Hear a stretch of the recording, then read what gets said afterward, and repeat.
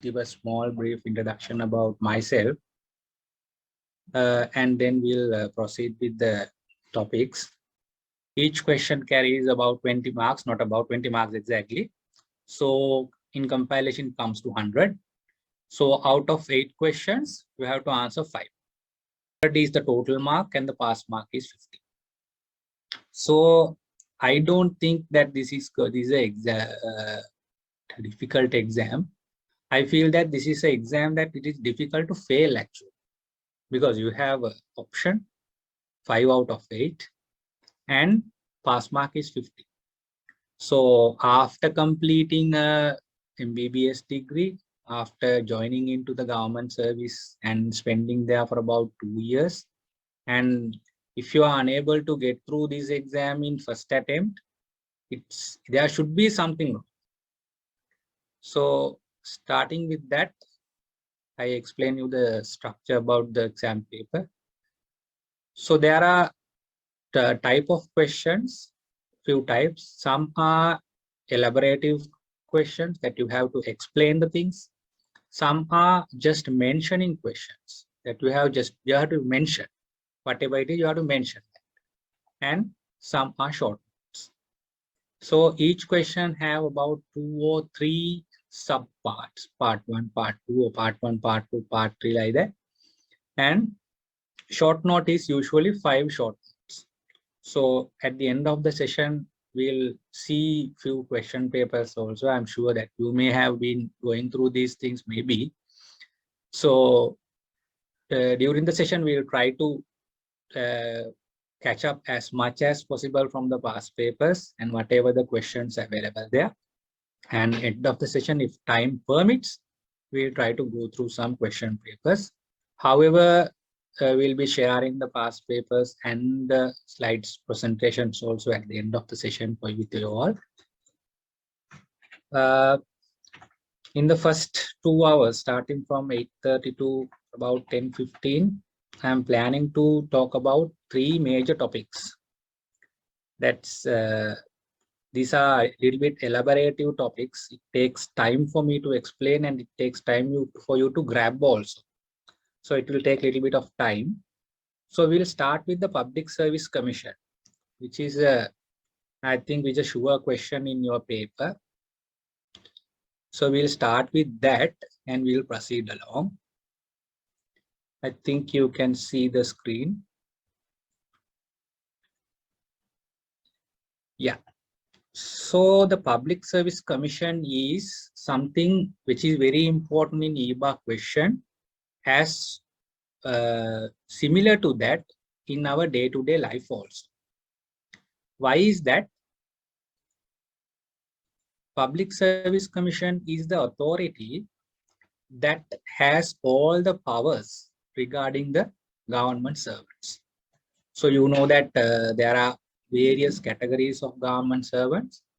So this Public Service Commission was established under the Constitution, Ceylon Constitution. At that time, it was the Ceylon Constitution, not the Constitution of Democratic Socialist Republic of Sri Lanka.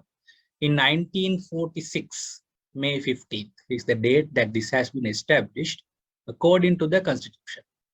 So most of the time, the questions that comes in the paper is not about the history or not about the any other explanations. What they ask is, what are the powers of Public Service Commission? What are the duties of Public Service Commission? What are the responsibilities of Public Service Commission? What are the functions of Public Service Commission? What are the divisions of Public Service Commission? And what are the duties of different subcommittees of Public Service Commission? These are the questions that usually asked in your paper. So as I need to give a complete knowledge to you, I have started with the history.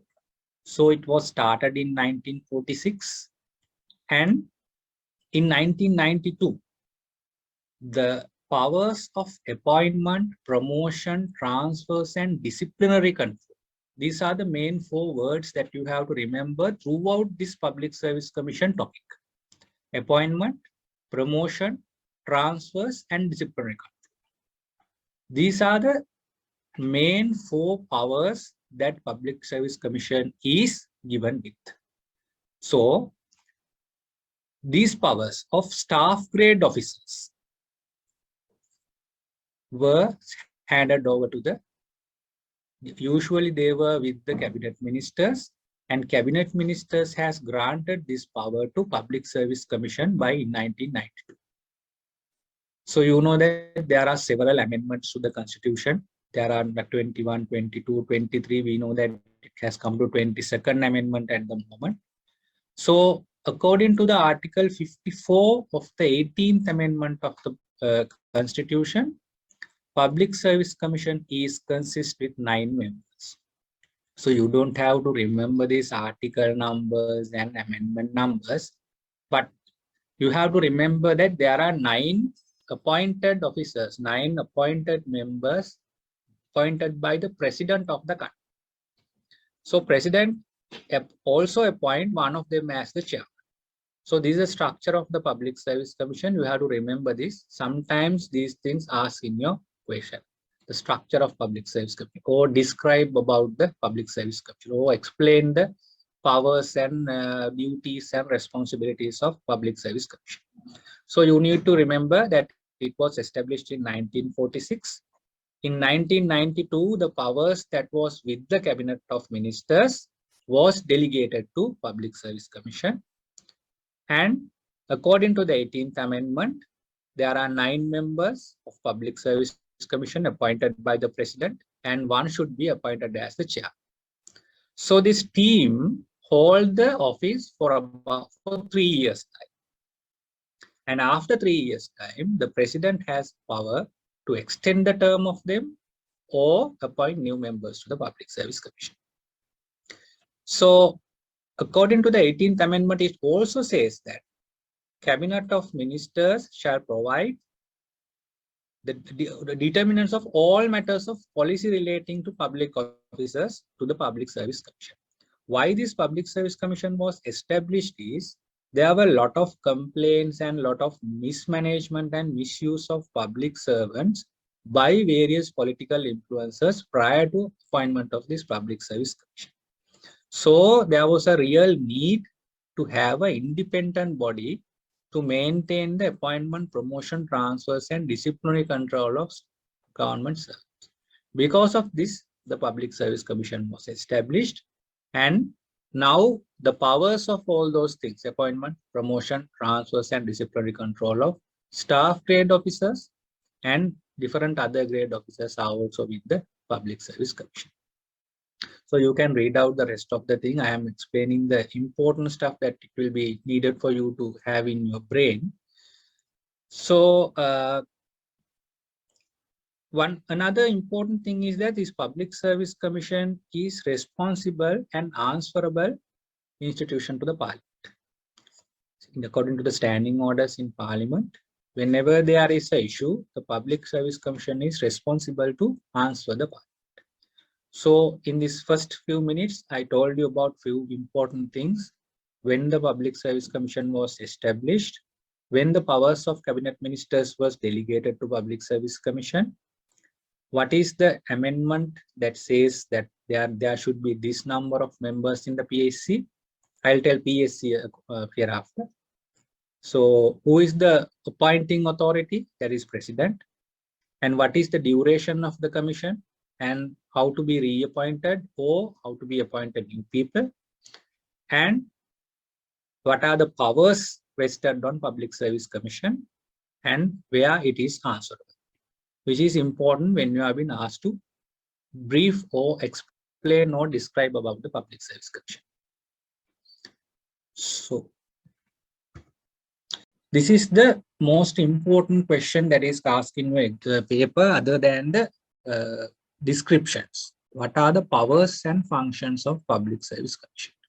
So, but the easy way is powers and functions are almost same. If you are asked to write about powers or if you are asked to write about functions, both of them are almost similar.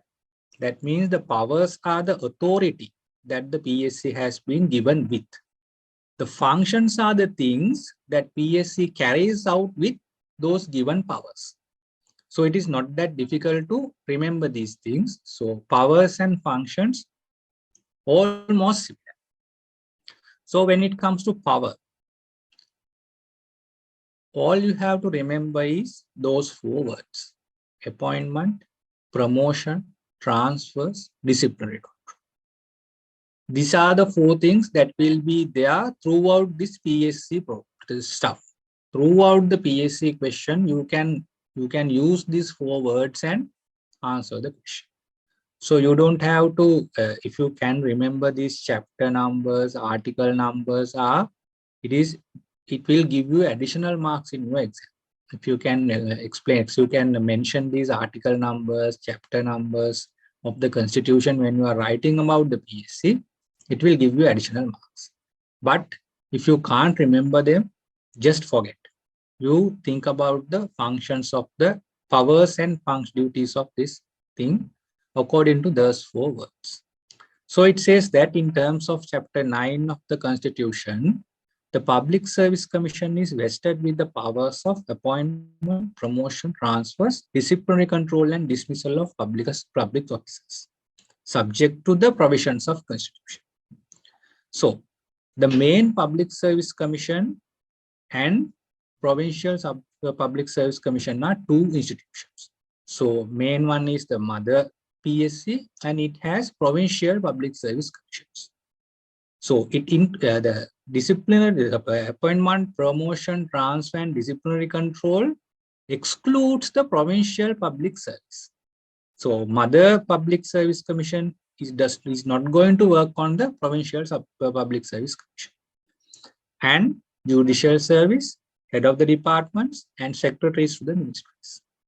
So other than these people, Provincial Public Services, Judicial Services, head of the department, and secretaries of the ministries, all the other public servants, appointment matters, promotion matters, transfer matters, disciplinary matters are vested with the PSC. So that is the one power. The power, that is, if you ask about the powers of PSC, this is the first one. Chapter 9, if you can remember this article 41.1, 55B, 55.4, it will be a bonus for you. Even if you can't remember those things, remember that excluding Provincial Public Service, Judicial Service, head of the departments, and secretaries of the ministries, all the other public servants, appointment, promotion, transfer, and disciplinary control is with PSC. Number 2 is the PSC has the power to formulate different rules, regulations, and procedures. That you know that there are, if you go to the PSC website, there is a separate section says that procedural rules, circulars, guidelines, regulations, like that. So you can download and see them, which are valid for all the public servants, excluding the ones that I told earlier. So PSC has the power to formulate certain rules, regulations, and procedures. That is in relation to public service. That is the power number 2. So you have to, if you asked to write about powers, number 1 is the first one, appointment, promotion, transfer, disciplinary. Number 2 is formulating new rules, regulations, and procedures. So number 3 is with reference to filling actions, again, decisions, orders made by the Public Service Commission. So whenever there is a decision made by the ministry, any relevant ministry, say that as an example, if the Health Ministry give a decision about transfer orders, Public Service Commission has the power to scrutinize that one and either accept that or either overrule that.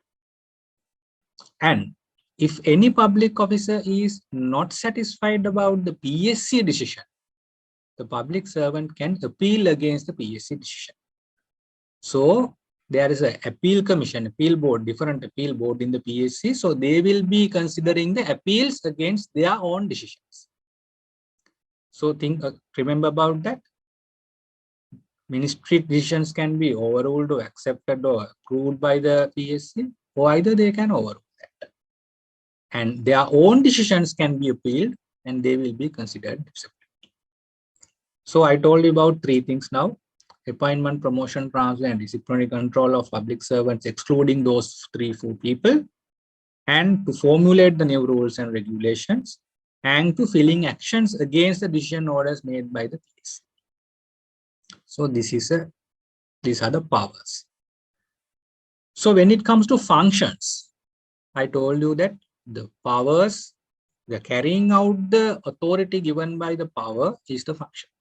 So you don't have to remember the functions different. Even if you ask about the powers, even if you ask about the functions, it will be almost same. So the commission exercises the power of appointment, promotion, transfer, disciplinary control of all those people that we are talking about, excluding those people. And if you are to ask about the functions, you can tell that they are formulating new rules, regulations, and procedures. And they are carrying out the actions against or approving the decisions of relevant ministries and decisions against their own, appeals against their own decision. So powers and functions, if you ask, I don't think that is very difficult.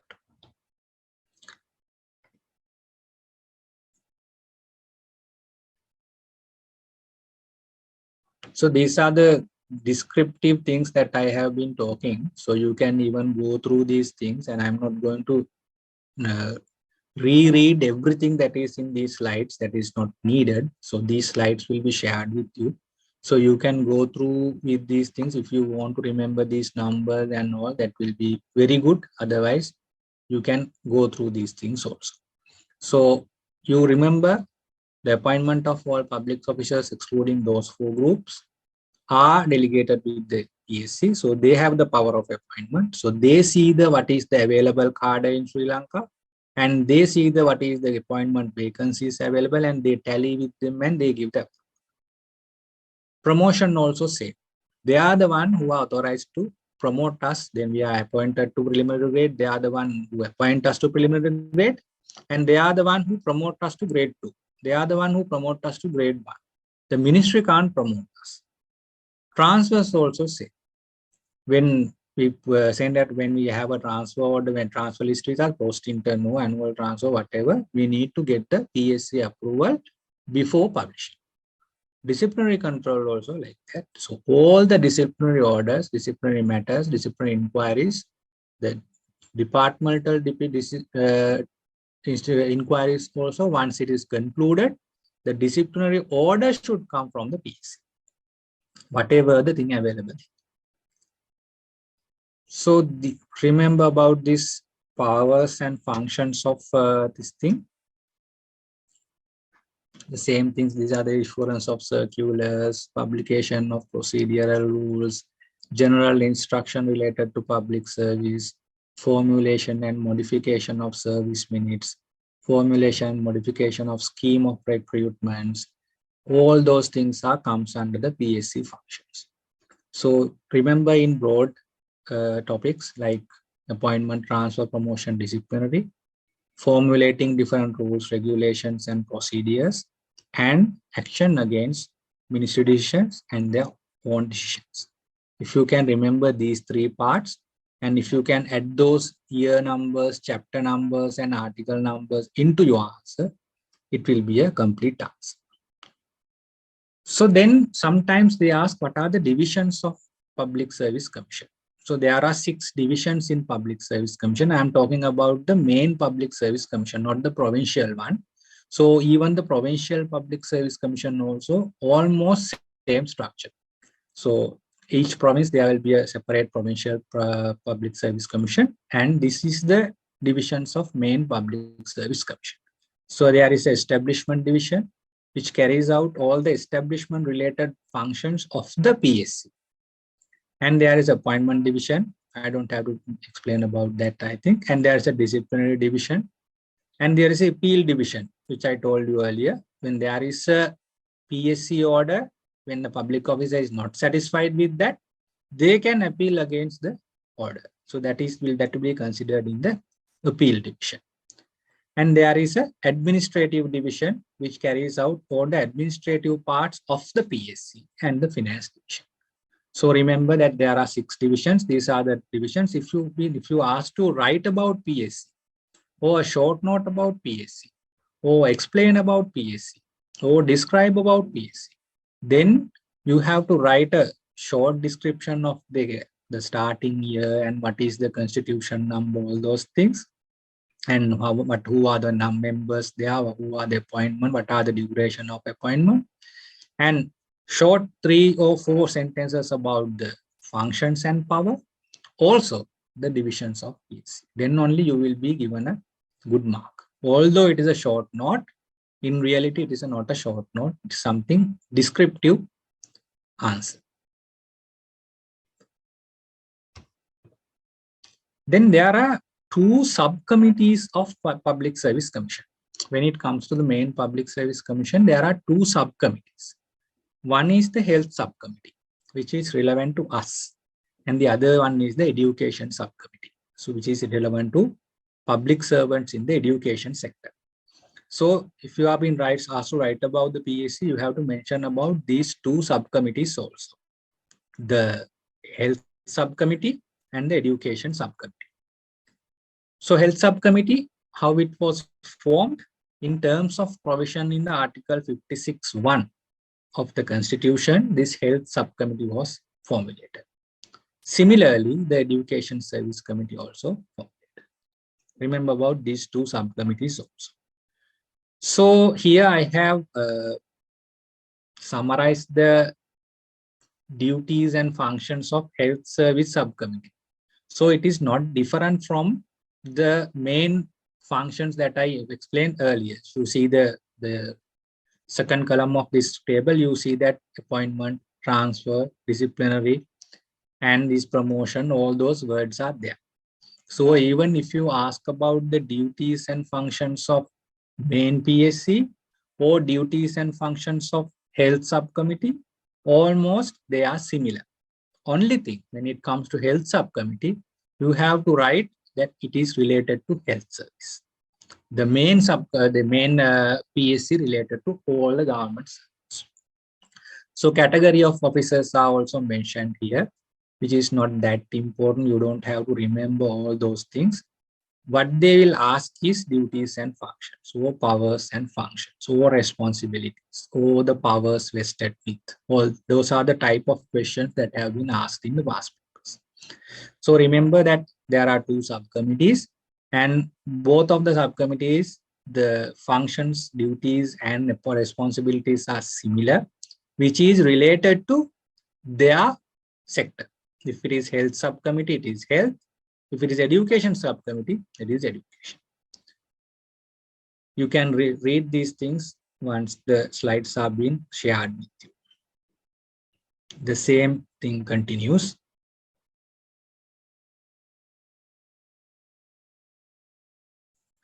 Then there is a thing called the Education Subcommittee.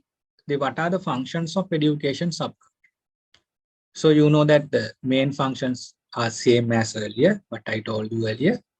So if you want to write about the Education Subcommittee, these are the roles that they carried out. The same thing: appointment, promotion, transfer, disciplinary control, formulation of rules and regulations, guidelines and circulars, and carrying out action against the decisions of ministries and their own decision.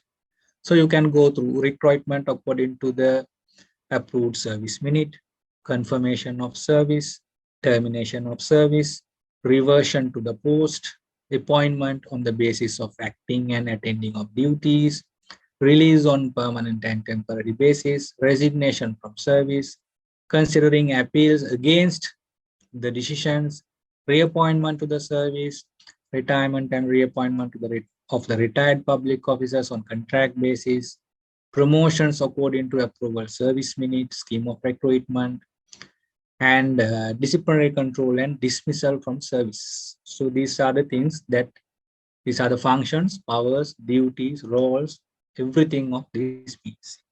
So remember these things. Everything should be according to the service minute and scheme of recruitment and constitution. These are the functions of Education Subcommittee. So that's about the PSC. Pretty sure that you will get a question on PSC in the question paper, because in last few exams, you start about 2019, 20, 21 like that. Each and every question paper carries out a one question from PSC. So either it is a description about PSC, or either functions and duties and responsibilities of powers of main PSC or one of the subcommittees. So remember about that.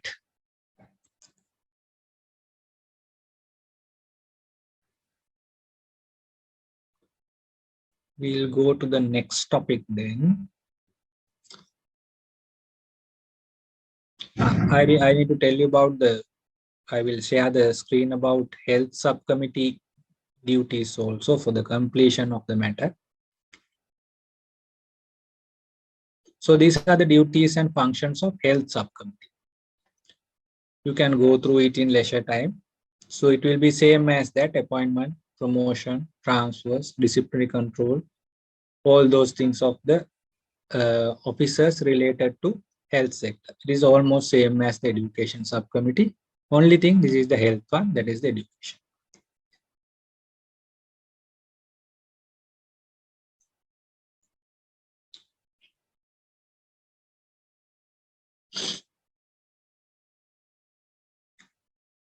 So then we are moving on to one of the major topic again, the disciplinary procedure.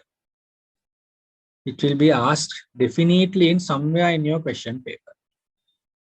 So with the PSC part, I wanted to go through this disciplinary procedure also, which is very important in your day-to-day life and also in your exam. So one of the important thing about this E-code is, when you are competent about E-code, when you know the E-code, apart from your exam, I know that exam is an important thing, but apart from the exam, if you have a reasonable knowledge about the E-code, you will be treated in a different way wherever you work.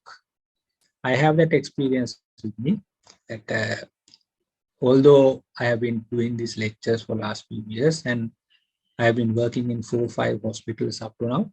So wherever I work, whatever the unit I do my duties, I have a added advantage of knowing these E-code stuff.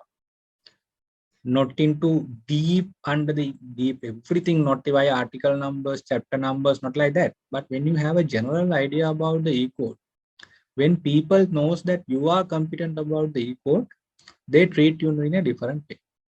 So you will be superior among the others, even your hospital administration, director, MS, whoever that one, RD, PD, they will be treating you in a different way. So still I am getting calls from my previous hospital directors to clarify certain things.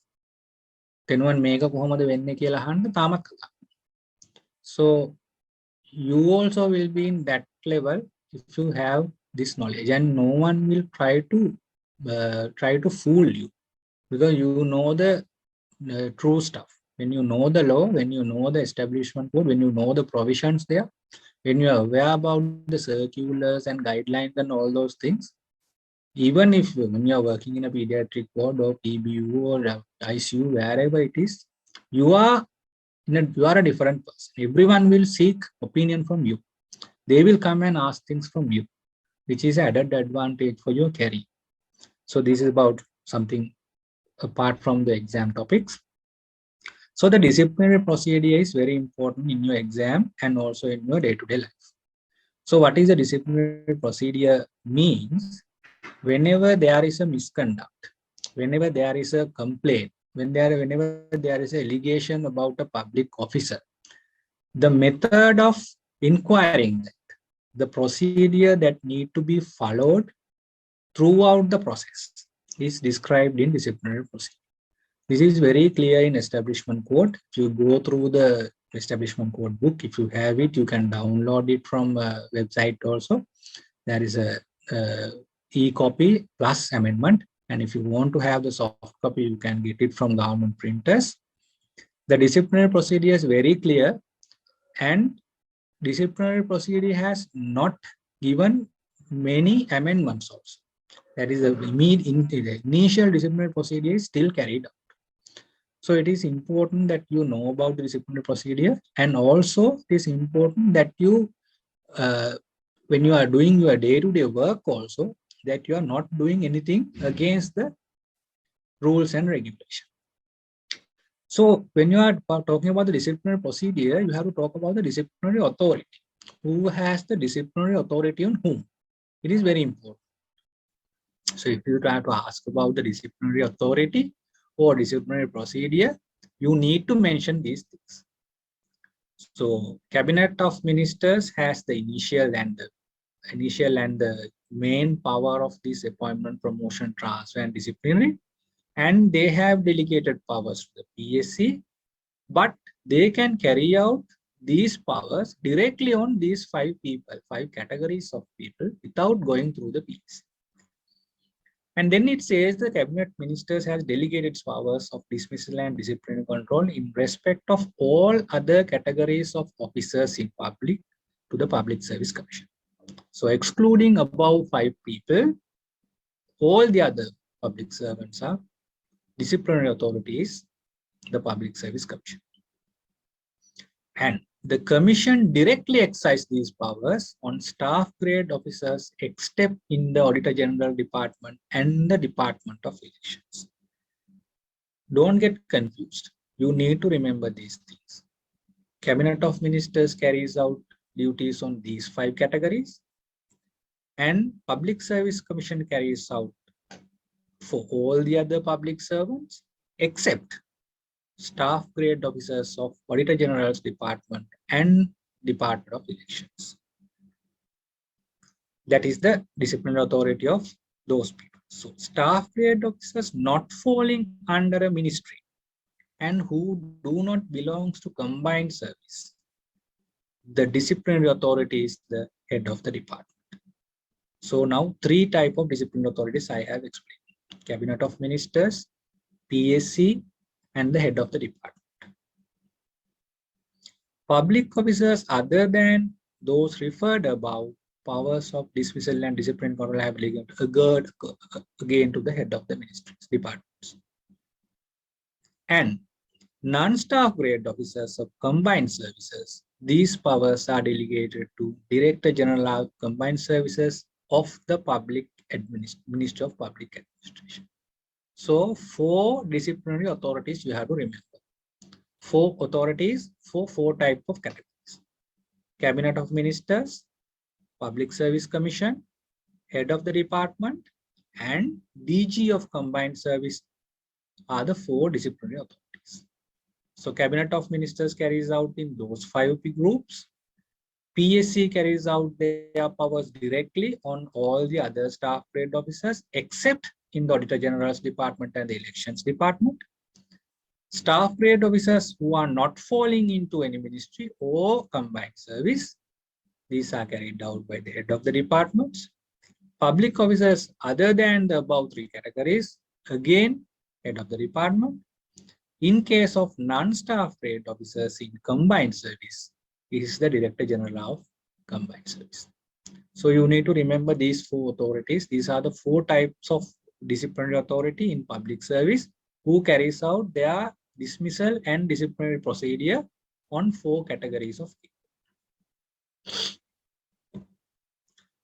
So disciplinary procedure, I have simplified this so you can see what is the chart, how it goes on. If you can't remember anything, if you can remember this chart, then you can write an answer, at least to get an average mark for you. So remember, when there is a suspicious misconduct, there will be a preliminary investigation carried. So once the preliminary investigation is carried out, a formal charge sheet is issued. I will describe these things in coming slides one by one. And once the formal charge sheet is issued for a public servant, the explanation for these charges are called from.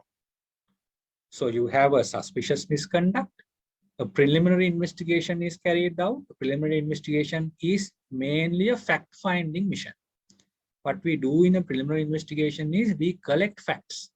We don't do any disciplinary order, not any decision, no any verdict, nothing. Preliminary investigation is just a fact-finding mission. You need to collect facts, evidences. And once these evidences and facts and all those things are available, you issue a formal charge sheet to the officer.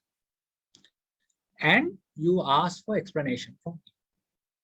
Say that you have done this offense and you need to give us explanation within this period of time. So there are 4 different options for a public servant when he get an explanation call. When you get a letter of calling explanation, either he can give explanation, either he can refuse to give explanation. So if he fails to give explanation, that's the number 1 choice. The disciplinary authority can give a disciplinary order without further investigation. Preliminary investigation has been done, charge sheet has been issued, explanations called, but the officer has not given sufficient explanation. He has failed. So the disciplinary authority, the authorities that I explained in the previous slide, they can give the disciplinary order. If officer plead guilty for all the charges, say that there are 2, 3 charges or 1 charge or several charges, the officer plead guilty. He says that, okay, I accept these charges. Then disciplinary authority has 2 options. They can either deliver a disciplinary order or they can go for a formal inquiry. The preliminary investigation is there and they can go for a formal investigation. And if the officer pleaded guilty for some charges, they are telling that there are 4 charges against him, but I am accepting only 2. Other 2, I am not accepting. I have not done those 2. In that instance, the disciplinary authority has to do a formal inquiry. That is the number 3 option. If the officer says that he is not guilty for any charge given from the preliminary investigation, the disciplinary authority has 3 options. Either they can dismiss the charges and clear him, either they can impose a minor punishment, or they can go for a formal inquiry. So you will be thinking, what is a minor punishment? I will tell in the coming slides what is the minor punishment, what is the major punishment, what are the minor offenses, and what are the major offenses, which will be asked in your exam. So I think you are clear about this disciplinary procedure, how it goes.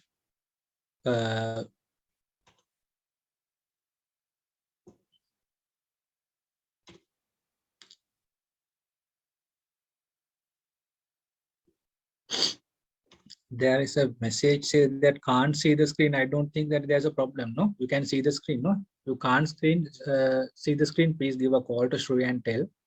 There is a message telling like that, but I think there is something problem in your end, not from our end, because others are in the lecture. However, so this is the disciplinary procedure. This is the structure of this procedure. This is the chart. This is how it goes. So you have a misconduct, you have a preliminary investigation. After the investigation, you issue a charge sheet and call for explanation. And there will be 4 types of options available for the officer. Either he can fail to give, he can plead guilty for all the charges, he can plead guilty for some charges, or he may tell that I am not guilty for any charge. So according to these 4 instances, disciplinary authority has few options. These are the options available for each and every option. So I think you are clear about this thing. If you have a idea about this structure, if you know how it goes, how it travels through the disciplinary procedure, it will be easy for you to remember the remaining stuff and also to construct a good answer. So if you are confident about this thing, then you don't have to worry much about the next things. So we go about the preliminary investigations. This is also one of the questions that will be asked in your paper. Either they will ask, write about preliminary investigation, describe about preliminary investigation, or there will be a short note coming from preliminary investigation. So important, you have to understand. So preliminary investigation can be carried out by the disciplinary authority or head of the department or head of the institution or an officer or a team duly authorized by the above authorities. So you know that who are the disciplinary authority of different categories. Say that a person in a staff grade of health ministry has found B to be guilty with some misconduct. So the first time first part is the preliminary investigation. And who can carry out the preliminary investigation is important. Either disciplinary authority directly.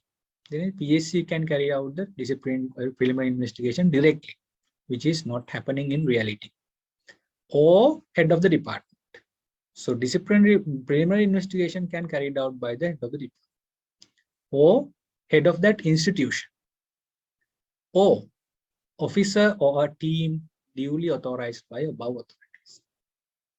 In practical life, what I know is in health ministry, the preliminary investigation is carried out by when there is a problem for a doctor in a hospital, say that there is a neonatal death and there is a complaint against that, and they are going to have a preliminary investigation. So what will happen is the director or medical superintendent of the hospital will appoint an officer for the purpose of preliminary investigation. It will be a one person or maximum two people.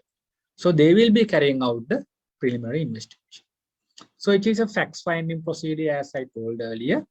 So what are the purposes of this preliminary? They can record statement of relevant people, examine documents and records, obtain original or certified copies of the documents and records, physical verification of state-owned assets in charge of suspected officers or officers, examination of relevant premises, taking over all the articles and documents which are considered necessary. So this is the thing, these are the things that carried out in the preliminary investigation. As I told you earlier, it is only a fact-finding mission. So you can write that preliminary investigation is the first part of this disciplinary procedure once you found to have misconduct. And these are the people who can carry out the preliminary investigation. And it is a fact-finding procedure. And these are the things that will be done during the preliminary investigation. Recording things, collecting evidences, collecting documents and records, and having original documents of them, physical verifications, examination of the premises, and taking all those relevant things into custody of the preliminary investigation team. That say that there's a, as I told you, a neonatal death and there's a complaint, and the BHT is one of the important documents. So BHT will be taken into the custody of the investigation team. So no one can alter that after that. No one can write anything more, erase anything more, add anything, nothing. So it will be taken into the custody of the team. So these are the functions, these are the role, these are the things that carried out by the preliminary investigation team. So once the preliminary investigation is concluded, the investigation officer or the team should forward a report to the disciplinary authority. And if found guilty, a draft sheet, the charge sheet should be drafted.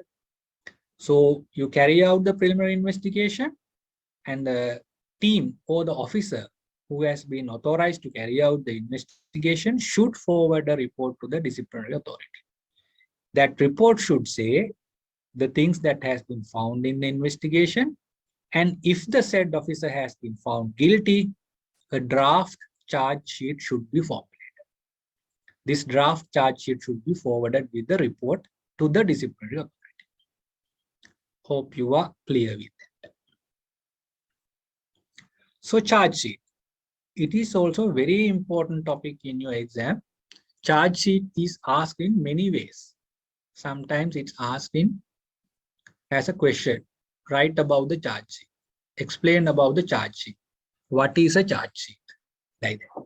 Sometimes it comes in the short notes.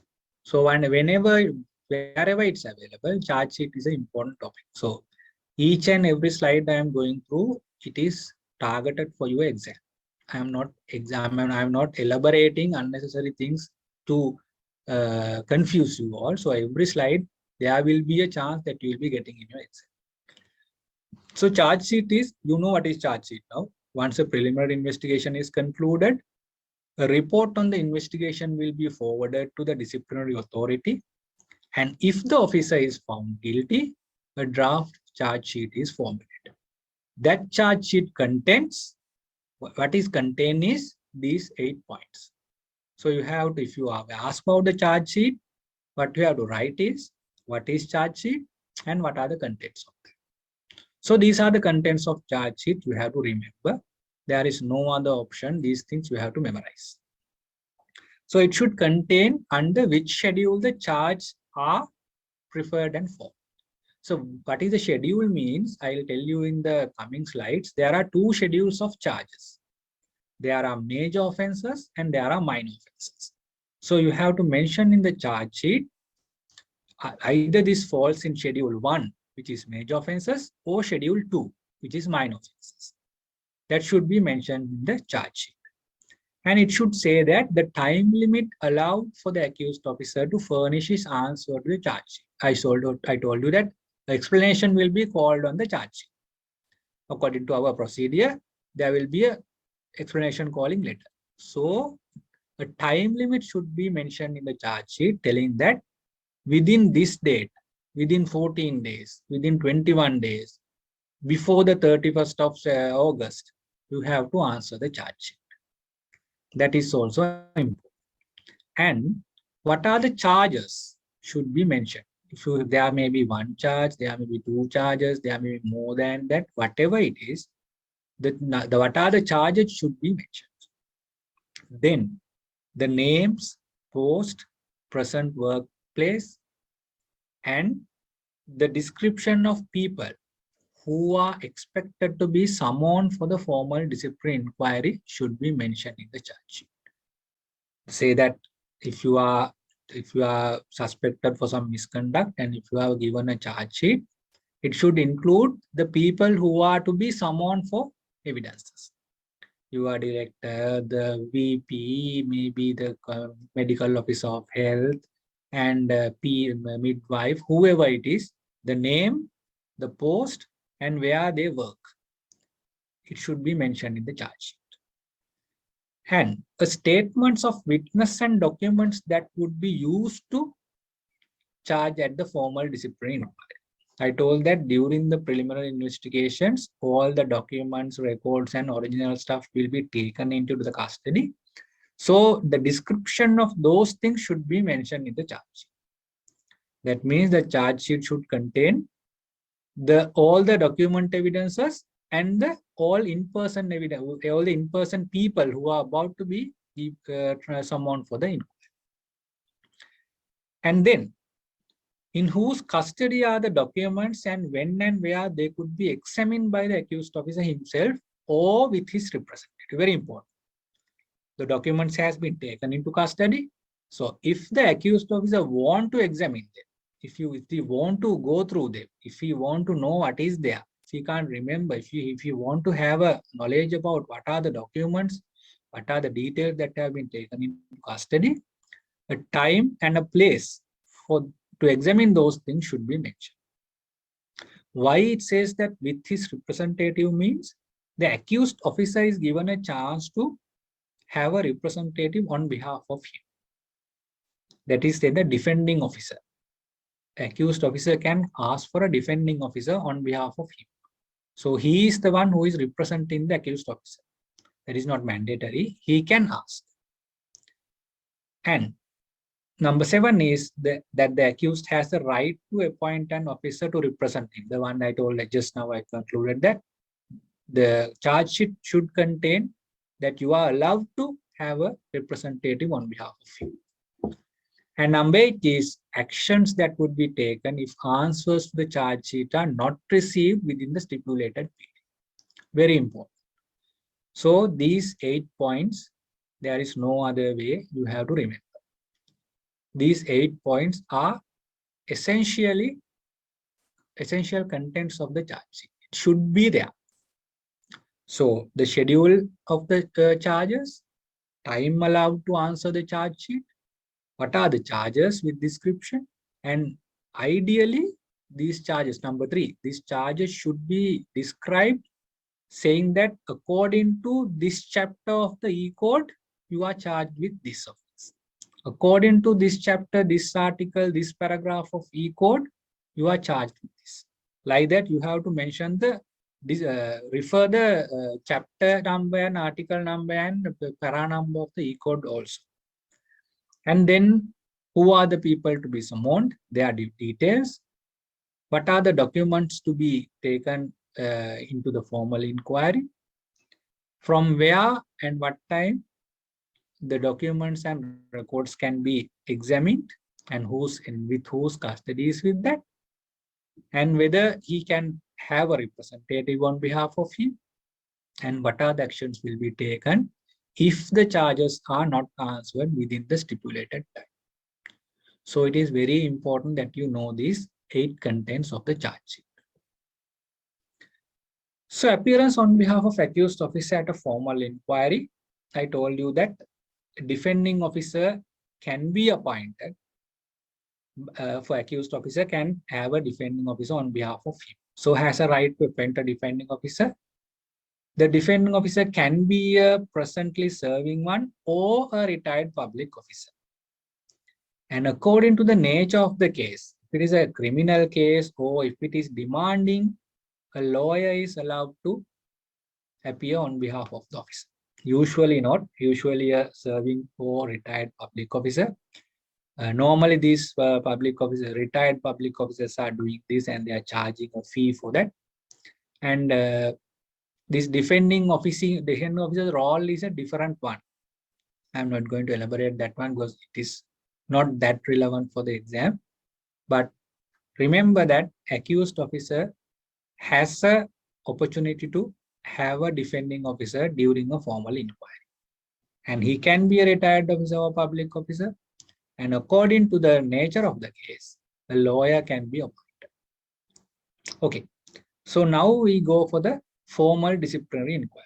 You know that how the chart is going on. The preliminary investigation held. Sorry, initially there was a suspicious misconduct. Then preliminary investigation held. Then the charge sheet is formulated, explanation called, and according to the answers given by the accused officer for the explanation letter, the formal disciplinary inquiry will be carried. So the head of the institution should appoint a person to present the case. He is the prosecuting officer. This is also sometimes asked as a very small part of the question. Write about the prosecuting officer. So the prosecuting officer is the officer appointed by the head of the institution to present the case. He is the one who is presenting case to the disciplinary inquiry tribunal, to the inquiry team. So when such appointment has been made by the head of the institution, any public officer cannot refuse that appointment. He has to accept that appointment. All the document should be taken into custody, produced at the inquiry and returned back. I told you that one. On completion, prosecuting officer should furnish a written submission to the tribunal, facts that whose relate for that. The simple thing is that head of the department appoint a prosecuting officer. No one can refuse that appointment. All the documents are in custody, should be taken by that officer and should be returned back. And once this procedure is concluded, the prosecuting officer should furnish a written submission to the tribunal, telling that these are the facts that have been found in the preliminary investigations, and these are the charges that has been made against the officer. All those descriptions should be in there. That report. So prosecuting officer is also sometimes asked, not that much popular question, but sometimes it asks.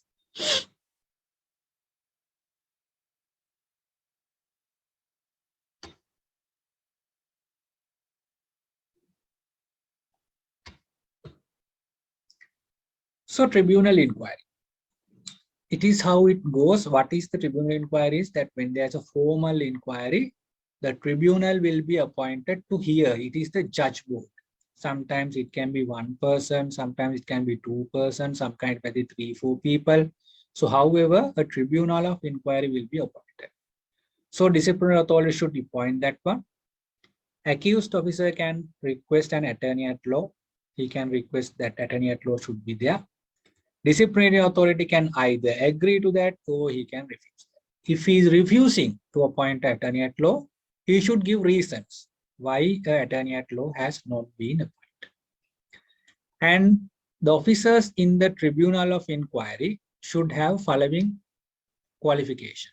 So this Tribunal of Inquiry also asked in your exam. Sometimes they have been asked, what is Tribunal of Inquiry? Sometimes they have been asked the short note about Tribunal Inquiry. So Tribunal Inquiry is at the formal inquiry of a disciplinary procedure. Disciplinary authority should appoint him. Accused officer has a chance to request for an attorney at law, and disciplinary authority can either agree or refuse. And if he is refusing, he should give reasons why he is refusing them. An accused officer also give a written request telling that why he needs an attorney at law. I told you that in the previous slides also. He can have a defending officer, he can be a lawyer according to the nature of the case. So if he is requesting an officer in the tribunal inquiry, or attorney at law for the tribunal inquiry, he should write with sufficient facts.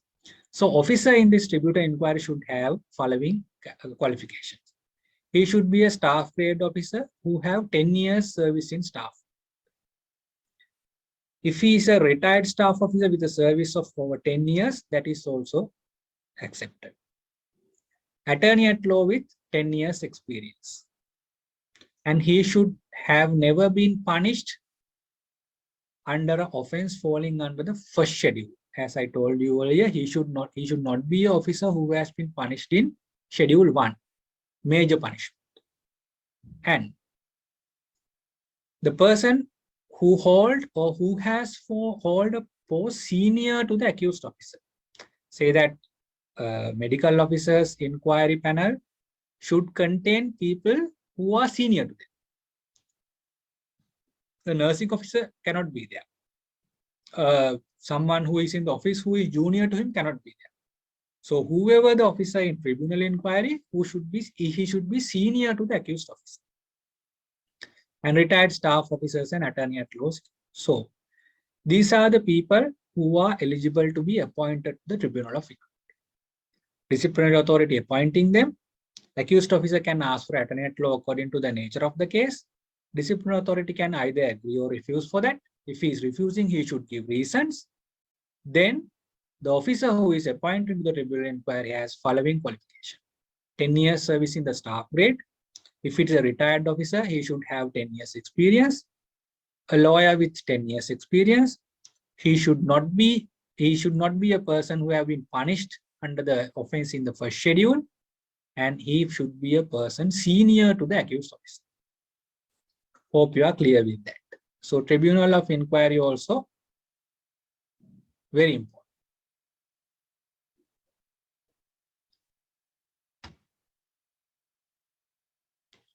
So once the disciplinary authority received the receipt, the report on the disciplinary inquiry, there are few things that they can be carried out. So you know the procedure again. Am I recalling? Misconduct, preliminary investigation, charge sheet, explanation letter. According to the description in the explanation letter, a formal inquiry has been. So I told about the Tribunal of Inquiry, about the defending officers, and what are the contents of charge sheet.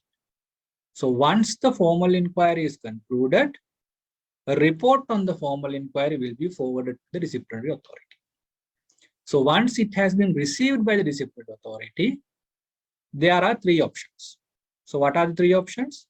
Convict the accused officer of one or some or all of the charges. According to the report, they can convict the accused for one charge, for few charges, or all charges. Number two is, they can acquit the accused officer of one or some or all charges. They can clear him off. They can say that you are guilty of one charge and you are clear of others. You are guilty of two charges and you are clear of others. And number three option is, they can quash the proceeding of the inquiry and order a fresh disciplinary inquiry.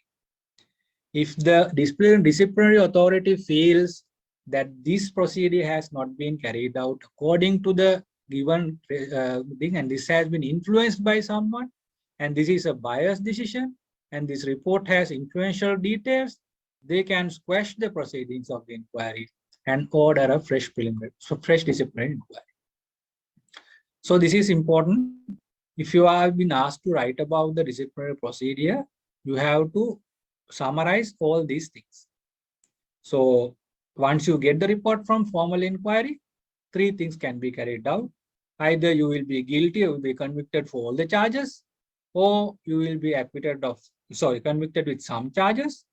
Number two is you will be acquitted for one or some charges. Number three is they can terminate the procedure, they can suspend the procedure, and then they can recall for a fresh disciplinary inquiry. So disciplinary authority can accept or reject or revise any or some or all of the findings in the tribunal. So disciplinary authority is the final decision-making body. So you have to remember that there are four types of disciplinary authorities, as I explained in the earlier slide. So they are the final decision-making authority. According to the preliminary investigation, there will be a formal inquiry. Formal inquiry will forward a report to the disciplinary authority telling all the facts and details. After going through this formal inquiry report, the disciplinary authority will decide what to give as the disciplinary order.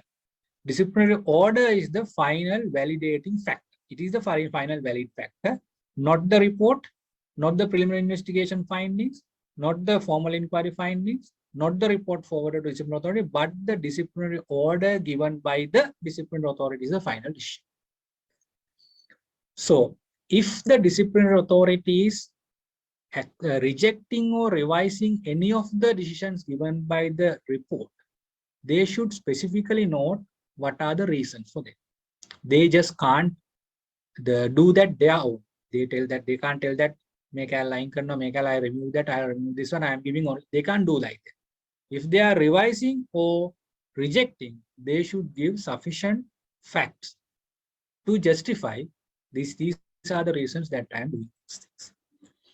So the disciplinary order is whether the accused officer is guilty or not guilty of each charge or charges preferred against him, and punishment or conditions imposed in respect of charge. This is the content of disciplinary order. Disciplinary order also sometimes asked in your short notes. So although it is a short 2-sentence things, you have to write about the disciplinary order in detail. Who are the authorities to give disciplinary order?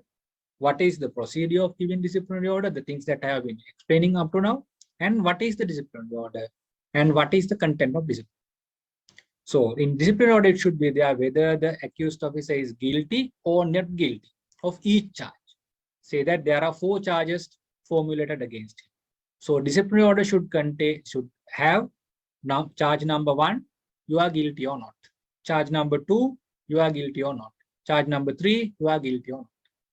And according to the charges, according to the decision of the disciplinary authority, the punishments and conditions imposed on each charge. Say that charge number 1, you are punished with this one. Charge number 2, you are punished with this one. Charge number 3, you are punished. Like that in detail, you have to have in the discipline. So then I'm going to the offenses. So there are 2 types of offenses in public service, the minor offenses and major offenses. So major offenses are scheduled in Schedule 1. The minor offenses are given in the Schedule 2. So if you know the Schedule 1 offenses, you know that all the others are Schedule 2. So you don't have to remember the 2 schedules. I have not also mentioned both schedules. First schedule I have given in description. There are no other option. You have to remember, you have to memorize these 16 things. You can remember in whatever the way you want, either mnemonic or what number or whatever the content or whatever, but you don't have to write in the same wordings. You don't have to write the exact things as this, but 16 ideas should be there. So these are the first schedule offenses. These are the major. It can be asked as the first schedule offense or major offense. Both are same. So number 1 is null allegiance with the Constitution of Democratic Social Republic Sri Lanka. So you are doing something against the Constitution. It is the number 1.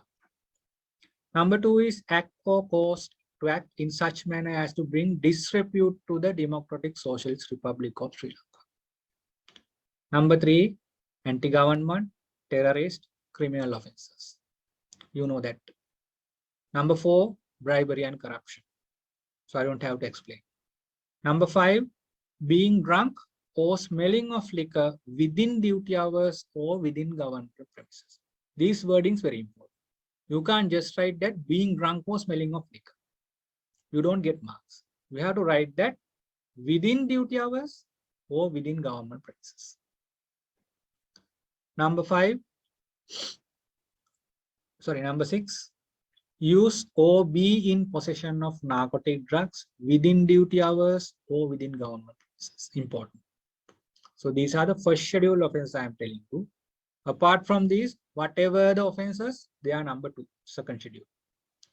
Then number 7 is misappropriate or cause another to misappropriate public funds. Very important. If the first schedule offenses, if you have been asked to write about first schedule offenses, if you are not writing about this number 7, you will not get marks because they are not very important. Public funds, misappropriation of public fund and aiding to misappropriate public funds. Number 8, misappropriate government resources or cause such misappropriation or cause destruction or depreciation of government resources willfully or neglectfully. Important. You have to write these words are important. I am telling the number 8 words are important. Number 4 and number 5 and number 6 wordings are important. Number 9, act or cause to and negligently or inadvertently or willfully in such manner as to harm the government interest. Number 10, act in such manner as to bring the public service into disrepute. These are very, very important. Number 10 one is also important that you can't miss. So remember, act in such manner as to bring the public service into disrepute. Number 11, divulge information that may harm the state service, or the state institution, or make available or cause to make available state documents or copies thereof to outside parties without the permission of appropriate authority. So you understand the story. These wordings are not that important. You don't have to write exactly those things. So you can't divulge information that is harmful to the state. And you can't make copies of documents which are government documents, state documents, without proper authorization of the authority. And you can't publish them. You can't give it to the third parties. Number 12, alter, distort or destroy or fudge state documents. Very important. You have to remember this one also. Number 13, conduct oneself or act in such manner as to obstruct a public officer. This is extremely important in your day-to-day life also. You know that obstructing the duties of public officer happens in almost every hospital. Sometimes when you are doing patient examination, the guardians and people from outside, family people come and threat you, hit you, and all those things happen. So recently also it happens in some hospital. I'm not going to mention. So the people come into the hospital, they threat them, they slap them, they slap the doctors. So obstructing the duties of public officer. It is a first schedule offense. Conduct oneself or act in such a manner to obstruct a public officer in the discharge of his duties, or insult or cause or threat to cause bodily harm to public officer. Important. Remember that. Then number 14, refuse to carry out lawful orders given by senior officers or insubordination. Again, another important thing. This insubordination is a first schedule offense. If you have been asked to do a lawful order, if you are senior person or you are administrator, you are supervisor, you are appointing authority, you are disciplinary, whoever gives you a lawful order, if you refuse to carry it, first schedule offense, it goes as an insubordination. You can't refuse an order of senior officer. Then number 15, you can remember easily. Any violation of provision in e-code, financial regulations, circulars, articles, treasury circulars, departmental circulars, handbooks, manuals, or willfully or inadvertently or negligently act in a such. So you can write it in your words. Any violations of provisions in these guidelines. And the last one is aid, cohabit, or cause to commit above offenses. So you can't do these things, and you can't also support to do this. If you support also, it will also comes under the first schedule. So you need to memorize these 16 things. These are the first schedule offenses. Whenever you are given a charge sheet, the charge sheet should contain what is the schedule of offense and what is the charge. So if it is a first schedule offense, it should be one of these charges. So you have to remember these things. And first schedule offense is very common question. Major offenses or first schedule offenses, or it will be asking either describe or elaborate or mention or what are the first schedule offenses, or it will come as a short note, write about the first schedule. So remember these 16 things. You can't miss. So according to the schedule of offense and according to the report of the disciplinary inquiry, according to the final disciplinary order, you will give either a minor punishment or a major punishment. And as I told earlier, all the other offenses other than these 16 comes under second schedule. That means minor offenses. So the disciplinary order gives you a disciplinary order saying that you are subject to minor punishment or a major punishment. Very important. These punishment categories also will be asked in your question somewhere. So it is important that you know what are the major punishment and minor punishment. So these are also, you can remember the concept and you can deliver in your words, no problem. But the content should be there. So minor punishment, the reprimand, severe reprimand, censure, suspension of increment for a period not exceeding 1 year. Sorry, this should be 1 year. Stoppage of increment for a period not exceeding 1 year. A fine not exceeding 1 week's salary. Transfer on disciplinary ground at officer's expense. Any other punishment similar to but not more severe than above punishment. So these are the minor punishments. So minor punishments are not frequently asked, but major punishments are asked. So you have to remember both these things. I don't think that is very difficult. So reprimand and severe reprimand, avada kirima, you know that. Then suspension of increment for a period not exceeding 1 year. Stoppage of increment for a period not exceeding 1 year, not that difficult. A fine not exceeding 1 week's pay. And transfer on disciplinary grounds on officer's expense, and any other punishment similar or less than this. So major punishment is important. Number 1 is dismissal. Then termination of a service of an officer serving for a period of probation. You know that in every government officer, there's a probation period. So probation period, depending upon the service. So we have a 9 months of probation period, the doctors. So after the 9 months of probation period only, you will have all the privileges of the medical service.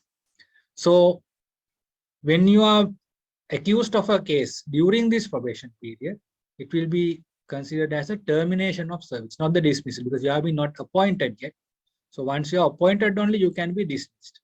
So it can be either dismissal, or if you are in a probation period, it can be termination of a service. Then number 3 is retirement for general inefficiency. That is also comes as a disciplinary order. Sometimes the disciplinary order says this officer should be sent on retirement for general inefficiency. He is not efficient enough to carry out his stipulated duties. He has a general inefficiency. So he has to be sent on retirement. Then compulsory retirement as a merciful alternative to dismissal. So rather than dismissing, if you are dismissing, certain privileges of the retirement will be not there. You will not enjoy certain retirement benefits. But compulsory retirement as a merciful alternative to dismissal, you will get those retirement benefits. So you don't have to worry about those things. So disciplinary order may come as a dismissal or as a compulsory retirement. Number 4, rejection of extension of service beyond optional age of retirement. You know that age of retirement is also a little bit of confusing these days because there are certain different circulars coming and going ways. Excuse me one moment.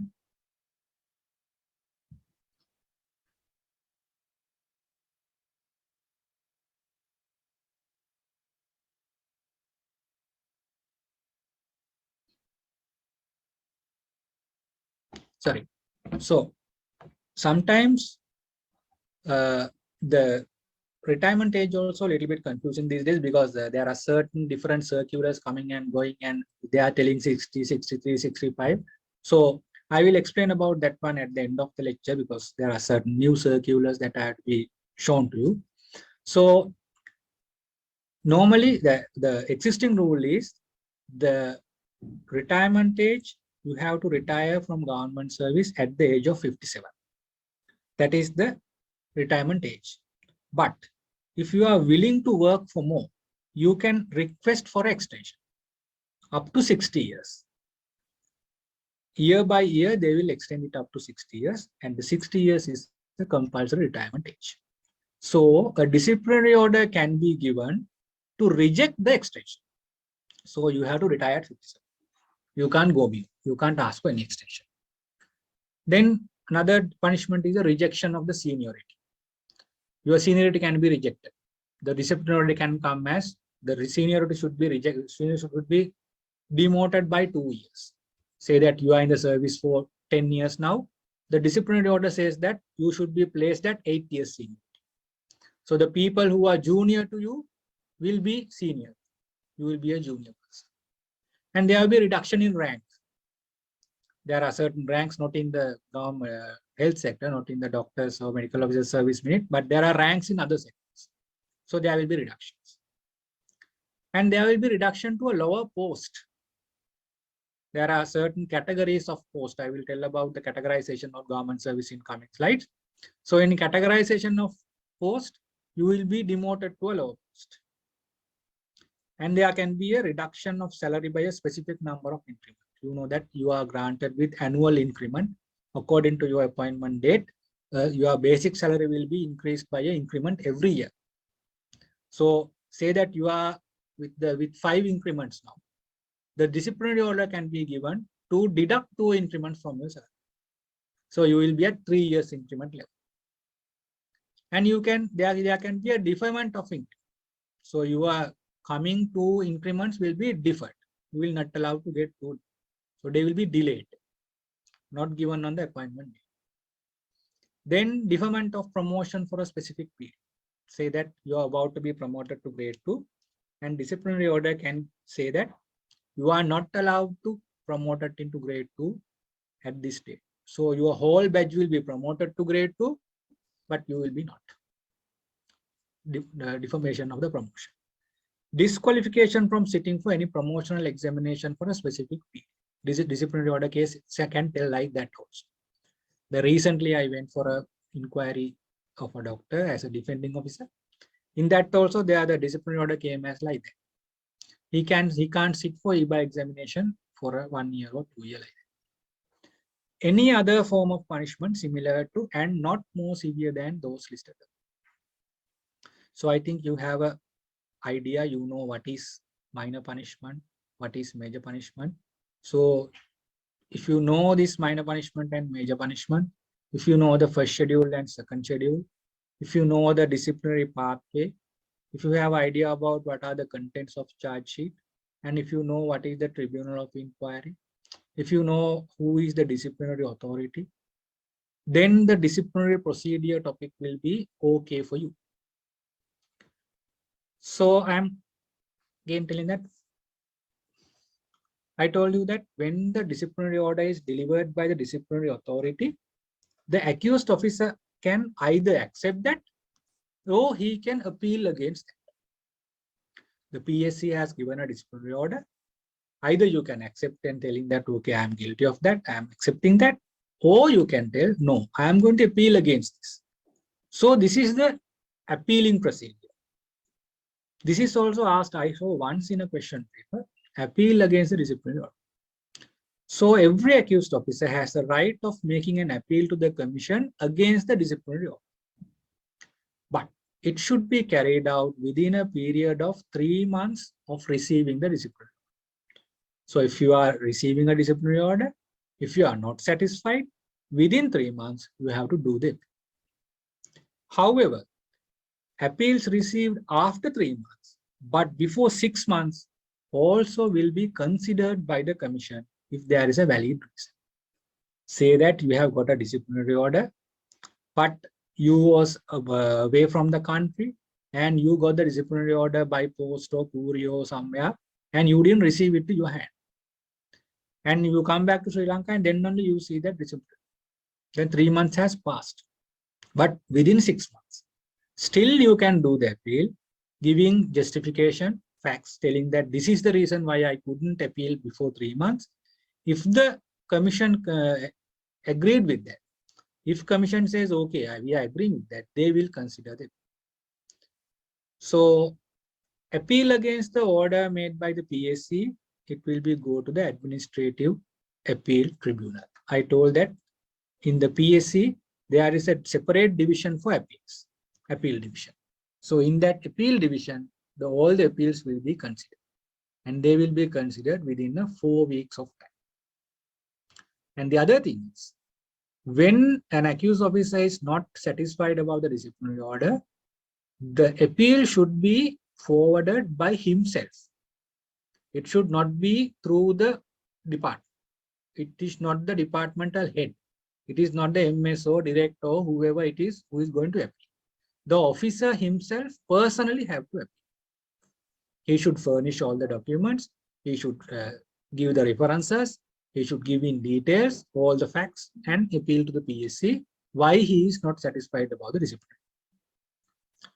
So that is the appeal procedure. You have to remember about this one also, because I included this slide very recently. Earlier, I didn't tell about this thing, but this question was asked once or twice. Not very popular, but that is not very difficult also. So this is the appeal procedure.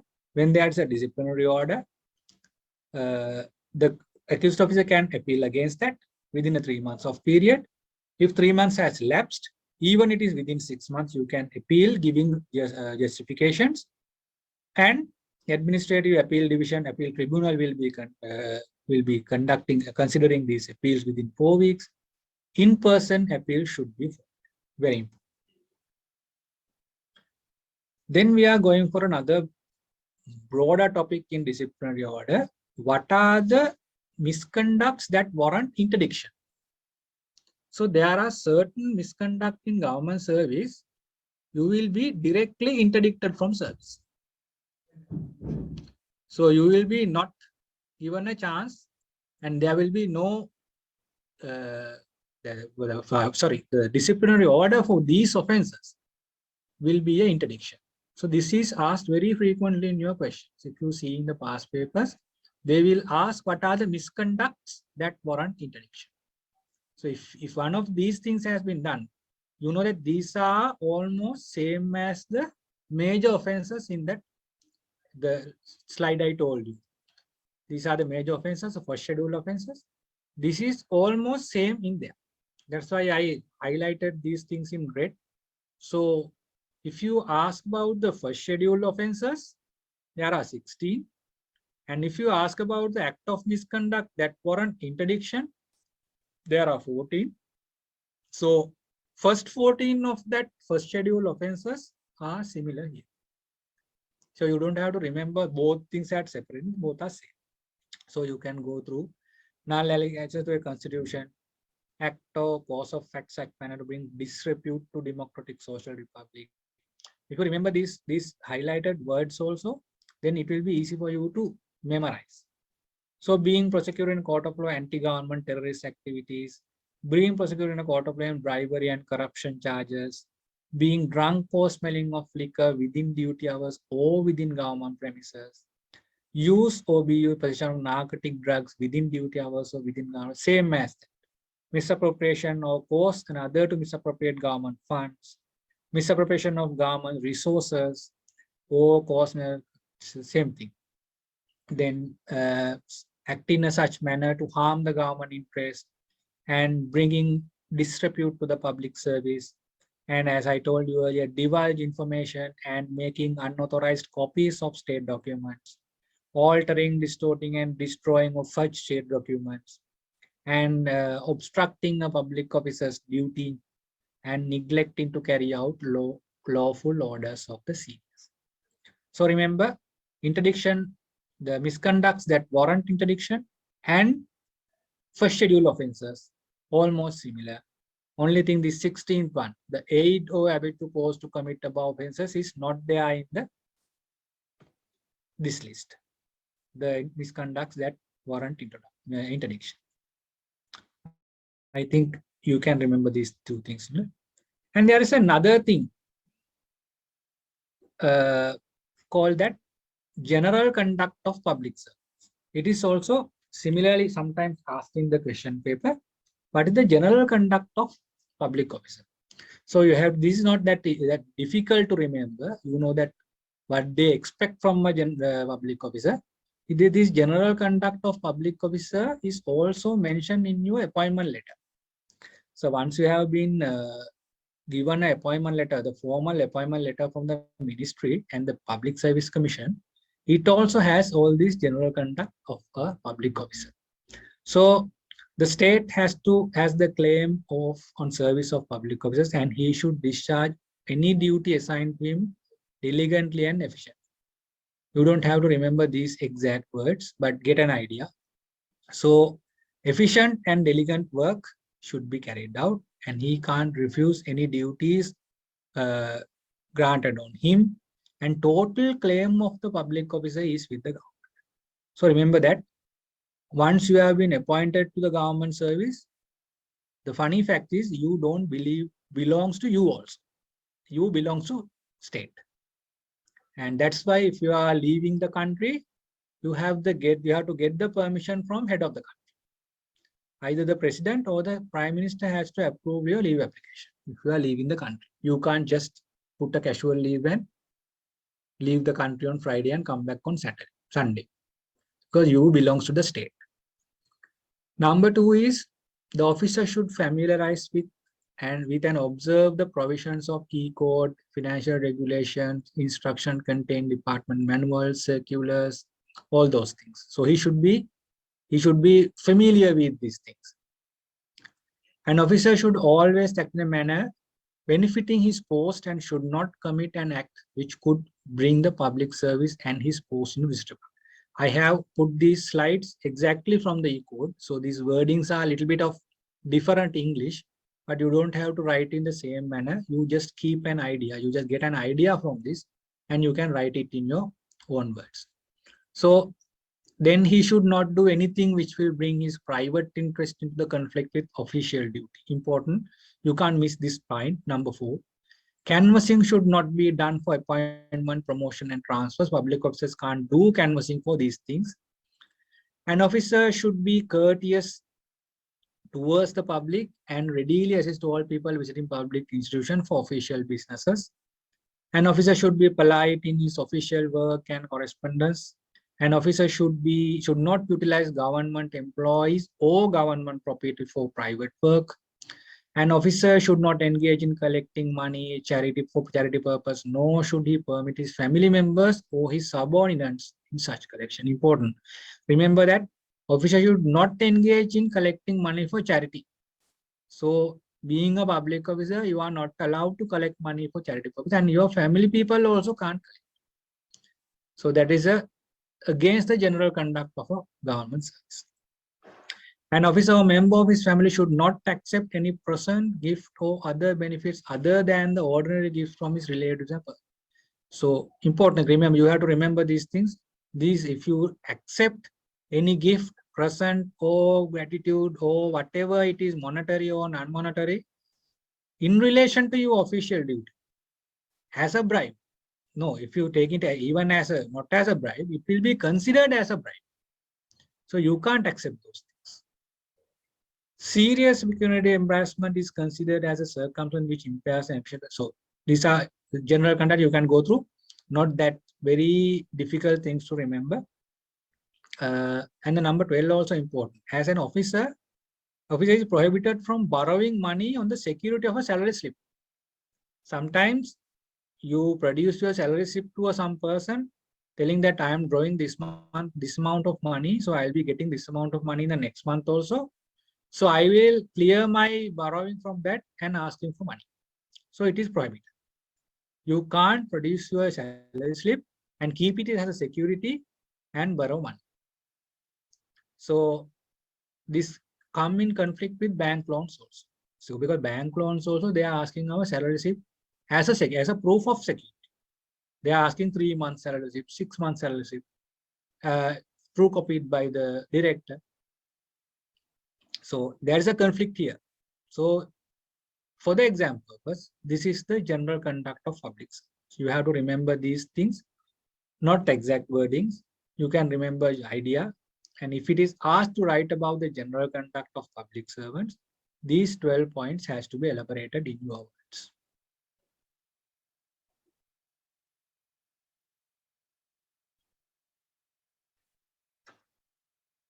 So in the chat box, I am getting certain questions. You can send them, but at the end of the session, I will explain because at the middle, if I start to answer these questions, the flow of the thing will be disturbed.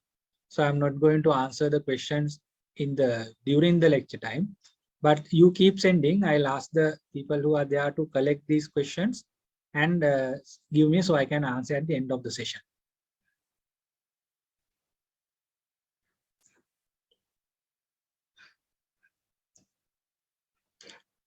That's about the general conduct.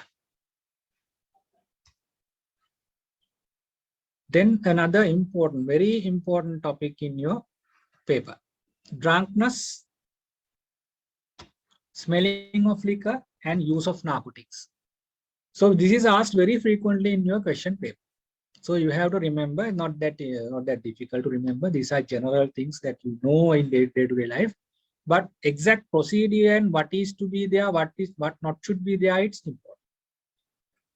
So drunkenness or smelling of liquor, both are considered as same gravity, work in same gravity.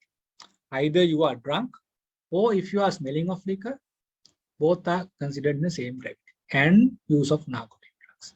So it is a serious misconduct and disciplinary action will be taken. So you know that it is a first schedule offense and it is a misconduct warranted for interdiction. So without any other disciplinary order, you will be interdicted from the service if you found guilty of drunkenness of smelling liquor or possession of narcotics. So this is the important part. Evidence of two staff officers will be sufficient to establish the officer's guilty. No matter how much you tell that I have not been taken, I have not drunk, I have not taken alcohol, I have not taken any drugs, but if two staff grade officers are giving evidence that you are drunk or there is a smelling of liquor or there is a use of narcotic drugs, that is sufficient to make the charge. So if you found guilty, you will be dismissed from public service or any other major punishment can be imposed. So you know that this is a first schedule offense. You can be interdicted, and if the disciplinary authority thinks it is suitable, any other major punishment can be imposed. If found guilty for drunkenness or smelling of liquor for the second time, invariably you will be dismissed from the service. So remember that. If you found for the first time, either you will be dismissed or a suitable major punishment can be. But if you found guilty for the second time, it is definitely the dismissal. And for the narcotics, the report from a government medical officer or judicial medical officer is required. If someone is suspicious to be used narcotic drugs or in possession or within the duty hours and duty premises, he has used narcotics, a report from the government MO and a JMO or a JMO, not an, or a JMO is required. And if found guilty by a formal disciplinary inquiry, he will be compulsorily dismissed from the service. So this is very important. Very important for your career and very important for your knowledge and extremely important for your exam. So it is a very serious misconduct. Evidence of 2 staff officers is sufficient. And if found guilty, you will be either dismissed or a major punishment will be given for the first time. But if it is second time, definitely you will be dismissed from service. For the narcotics, you need a report from government medical officer or a judicial medical officer. And if found guilty by a formal disciplinary inquiry, you will be compulsorily dismissed from the service. So this drunkenness, smelling of liquor, and possession of narcotic is popular question in your paper. So remember these points. Apart from these things, you can write it. You can just mention that this is a first schedule offense or a major offense. That one also you can write. I have not mentioned here. You can put that one also. I think you are clear with that. Then again, I have seen many questions. They are asking short note about vacation of posts. So vacation of post is also important in your question. So when an officer has been served with VOP for an intended, if he intend to appeal, as I told you earlier, he can appeal within a period of 3 months. So vacation of post is a disciplinary order when you are absent from work for an insufficient period. Say that you are without approved leave, without proper leave procedure, you have taken leave. You are staying at home, you are not informed the office, you have not put leave, your leave have been not approved, but you are not working, coming for work. Sometimes people work here without informing the government, without informing the ministry, they travel abroad. And they stay there for maybe 1 week, 5 days, 6 days, and they come back. So proper approval has not been given. He has not sorted proper approval. In that case, the appointing authority or the supervising authority can issue a vacation of post order. So it is actually it is not a punishment, but you can't come to your vacation post again. So when an officer has been served with VOP, and if he is intended to appeal, within 3 months he can appeal. So the disciplinary authority may consider the appeal and convince that the officer was not reported for duty because of acceptable reason. If he is not reported for duty for acceptable reason, if the disciplinary authority is satisfied that, okay, yes, he had a reason, that is why he has not come, he can reinstate the officer. If the disciplinary authority rejected that, officer can either appeal to cabinet ministers or PSC. So remember about this vacation post also, why the vacation of post order has been delivered, and to whom we can appeal, within which period, and once the appeal is received, either it can be rejected or it can be considered. If the valid facts are given, it will be considered and reinstated in the service. If rejected, the officer can go and appeal again to the cabinet ministers or the PS. So this is short note I have seen. So if you can write these things, that will be sufficient. So that is about the disciplinary procedure. I have touched all the parts that need to be remembered in the disciplinary procedure. Mainly, you remember who are the 4 main disciplinary authorities, and this disciplinary pathway, it is easy for you to remember. Then you can construct your good answer. Then preliminary investigation, you have to remember what are the things in preliminary investigation, what are the documents first, and what is the procedure there. And then charge sheet contents, very important. Definitely, it will be there somewhere in your question paper. And defending officer's role and this formal inquiry procedure I explained you. Then tribunal of inquiry, what is that? And who are allowed to appoint, what are the qualifications they should have. Then once the disciplinary order, once the report of the formal inquiry is received, what is the role of disciplinary authority, what they can do, and what is the disciplinary order, and what are the first schedule offenses. We have to memorize these 16. What are the minor punishment and major punishments? Minor punishments It is not that difficult. Major punishment also, if you go through these things and get the idea into you, it will be not that difficult. And what is the appeal procedure against the disciplinary order? And what are the acts of misconducts that warrant direct interdiction? Almost same as the first schedule offense. And what is the general conduct of a public servant? So what you should be, that you think about yourself and you can construct the answer. And this drunkenness, spilling liquor and narcotic, very important. Vacation of post, what is that and what is the procedure of appeal? So it is important that you know this disciplinary procedure. Then we'll see the next one. So we have done the Public Service Commission and disciplinary procedure. So before going to a break, I'll go to another slide. So there are certain ineligibilities for public service. So everyone in the community can't go into public service. So there are certain ineligibilities. So this is also asked in your exam. What are the criteria? What are the ineligibility criteria of public service? So everyone can't work in a public service. So what are the ineligibility criteria? So these are the ineligibility criteria. These are also very important. You have to remember. These are asked in the question. So when you are sent on compulsory retirement on general instructions, so it is one ineligibility. You can't be reinstated in the government service. So when you are you are sent on retirement as an alternative for termination of service, as I told you, that a merciful alteration, then that is also one of the ineligibility. When your service has been terminated on the service on disciplinary grounds, when a disciplinary order has given and your service has been terminated, that also comes under ineligibility criteria. Then vacation of post.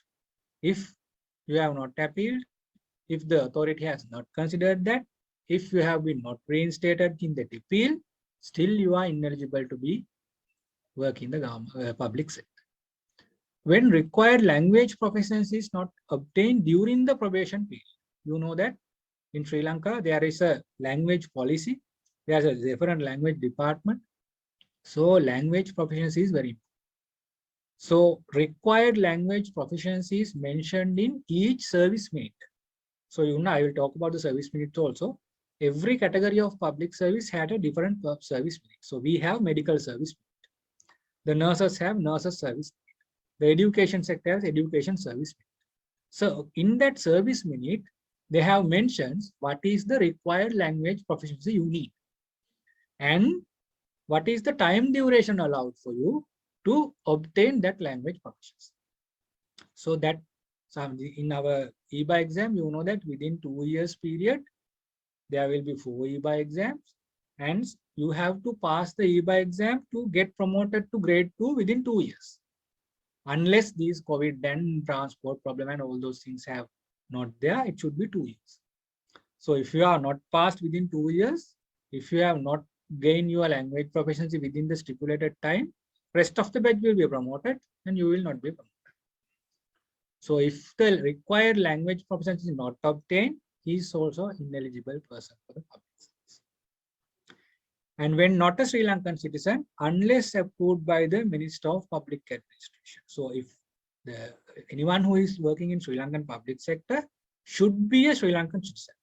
If not, he should be approved by the public service. You know that former central bank governor, there was a problem. He is a not Sri Lankan citizen, Singapore citizen, and he got the approval of the public Minister of Public Administration to be worked as a public servant. So to work in voluntary servants such as registrars of birth, registrars of marriage and deaths, unless approved by the appointing authority, you are ineligible. So these are voluntary services. You are not paid a salary. So such services also should be approved by the appointing authority. So remember, what are the ineligibility for public service? First 3 things, you know that these are the actually major punishments. Compulsory retirement of general instructions, retirement as an alternative merciful alteration for termination of service, termination of service on disciplinary grounds. Then vacation of force we discussed, you know that. And language proficiency, nothing to be remembered, you know that is essential. And when it is not Sri Lankan, he need the approval of PubMed. And involuntary service, voluntary service such as registrars of birth, marriage, and all those things, unless approved by the appointing authority, you are ineligible. So these are the things that make you ineligible for public service.